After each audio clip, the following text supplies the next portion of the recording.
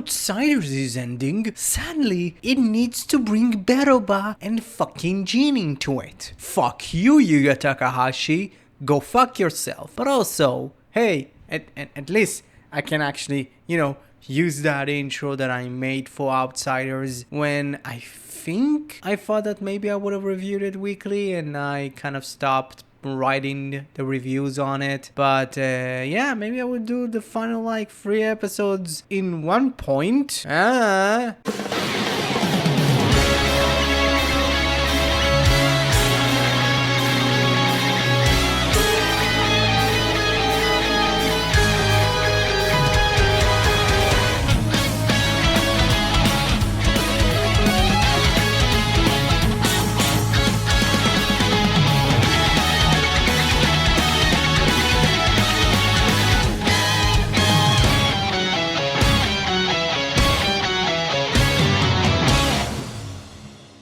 Well, we are still getting a shit ton of lore for this episode. While I was incorrect about last week's episode, telling us that Shoma's Gav has been modified, but we did get that pretty much information in this week's episode. So I was correct about that, while I was very correct about Shoma's mom being brought on to the Granute dimension to help the progenitor of the Stomach family to evolve their traits. We learned all of that from the Granute that saved Shoma in the end of last week's episode, and he is pretty much a distant uncle for Shoma. I think this is how it works, because he's the little brother of not Shoma's dad but Shoma's granddad. It's a weird thing. I think it's supposed to be distant uncle. And his name is Dente. It's the Latin word for tooth. Nice. I really like his personality, to be honest. He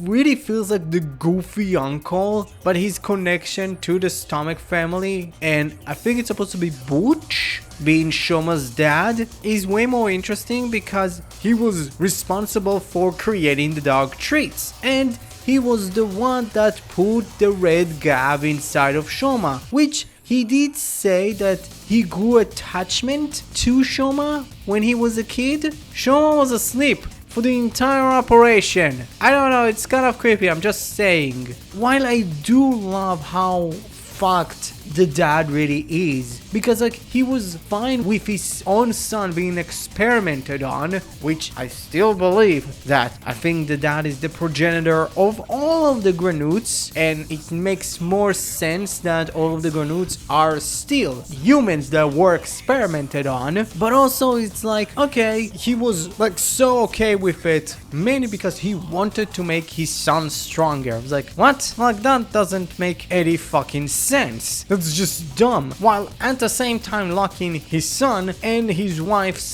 / baby mama inside of his castle for their own protection. I get it. The rest of the siblings, they seem to be not the biggest fans of Shoma and Inu, but still, it very much seems Butch didn't really know how to. No, he doesn't really know how to show to people that he loves them, because oh boy, this feels very kind of like the Beauty and the Beast. Yeah, it very much feels like the Beauty and the Beast, where at least in the Beauty and the Beast we get to really see the Beast kind of becoming more and more of a likable character. We don't really get a lot of Butch, but he is really cool looking. I do like the mustache, and I love being correct on shit, mainly with my theory that Inoue, Shoma's mom, was brought on to help with the creation of the dark candies, and it was correct. That was cool. While again, I really like Dente. He's a really fun character, and I do like that he kind of looks like a whale, which kind of holds two kind of small Easter eggs with the actor that plays him did also play the whale Imagine, and also it also can be a Kamen Rider Black reference with the whale mutant helping the main protagonist to fix him up. I liked it. Hey, I am still kind of interested interested if we're ever going to see Dente ever again. It's going to be kind of interesting, specifically with the way that like Shoma really reacts and it's like, hey, no, like you never showed us any love, like not you,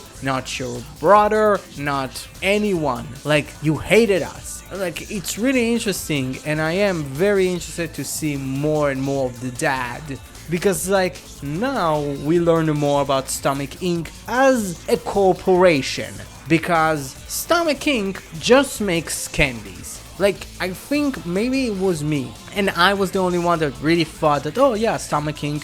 was pretty much the government inside of like the Granute dimension. No, they're not. They're like the Mars company. They make M&Ms and Snickers, but also they make crack, which is kinda funny that the evil organization needs to follow rules and regulation of their own governments. Yes, there is a government, and they're already on their asses about like the dark candies because they heard about it, and because of that they're selling it in the black market. What the fuck? Like, this is genuinely interesting, and that is like genuinely weird, and I fucking love it. And it would be so funny that the entirety of the Stomach family, of at least the one that runs Stomach Inc., would get defeated because of a goddamn lawsuit. Hey, they have Soji there, and there has to be a reason why Longo sent his agent to have a Granute follow him and capture him. Which I am kind of sad that he is probably not a Granute, because like that's a fear that I had for a while, and it really made sense, and it would have been kind of an interesting kind of like story to tell. But yeah, like that's cool. And also I'm kind of also upset that it seems that my about the Stomach family's like Gavs being the belt fiends is also wrong, because like they have their own like mouths. I don't know, that's just weird, but also it could also be a modification. Still saying that. And for the rest of the episode, it was really fun. It was nice to see Hanto really get to interact with a Gochizo. That was fun. And having him defend Gav was like, hey, the moment of like, we're finally getting someone on Gav's side. While also it got us really funny memes on Twitter of like, hey, insert like picture of, let's say, I don't know, Shin Kamen Rider from Shin Kamen Rider Prologue. It's like, oi, that's not a monster, that's a Kamen Rider. And then it's like, Shadow Moon, hey, that's not a Kamen Rider, but also that's not really a monster. Yay! I don't know, that was fun. The fight scene was really cool. And finally Shoma actually finds a place to stay at in Amanes, because he returns to her.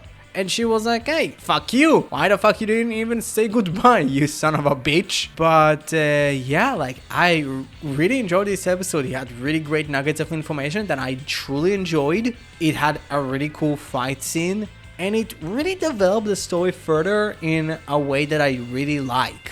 So yeah, this episode gets an S. So what you thought about Kamen Rider Gav episode 5? Comment below, let me know. Hey, if you haven't watched my Outsiders review, I'm just saying, it's out there, it's really nice, and maybe let's hope that like episode 7 will not end on a cliffhanger.